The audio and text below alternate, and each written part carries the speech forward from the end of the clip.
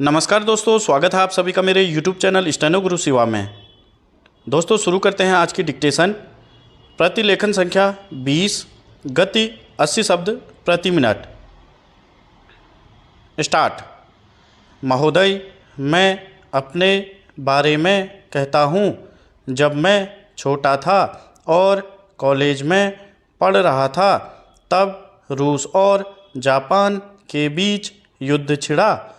उस समय समाचार पत्रों में जापान के संबंध में बहुत सी बातें छपा करती थीं।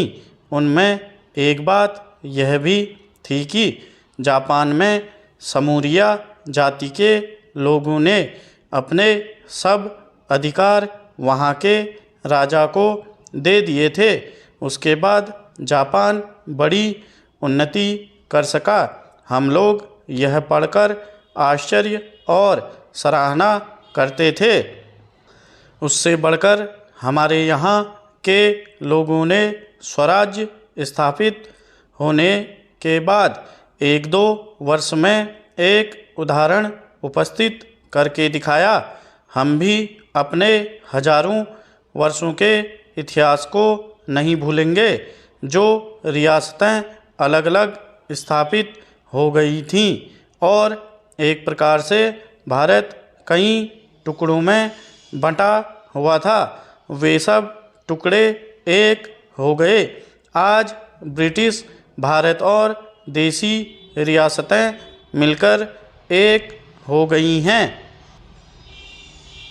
उसके बाद हमारे सामने यह प्रश्न आया कि भारत के लोग केवल स्वराज्य से ही सुखी नहीं हो सकते, उनको किसी न किसी प्रकार सुखी बनाना है।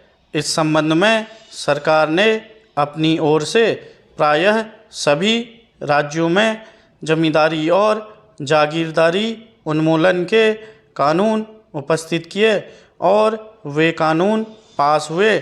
प्रसन्नता की बात तो यह है कि बहुत से स्थानों में कानून उन लोगों की स्वीकृति से तथा उन लोगों की सलाह से पास किए जिनकी जमींदारी और जागीरदारी समाप्त हो जानी थी।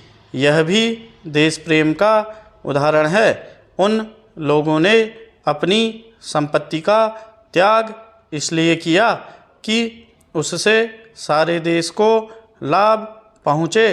वह काम भी लगभग पूरा हो गया और पूरा होता जा रहा है।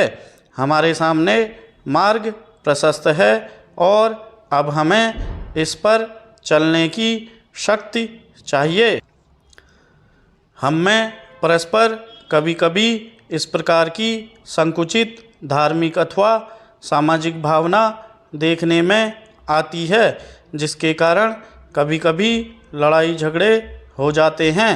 हम इस चीज़ को भी दूर करने का प्रयत्न कर रहे हैं। हमारे संविधान में स्पष्ट बता दिया गया है कि कोई चाहे किसी भी धर्म का क्यों न हो, किसी भी जाति का क्यों न हो, इस देश में सबको समान अधिकार है।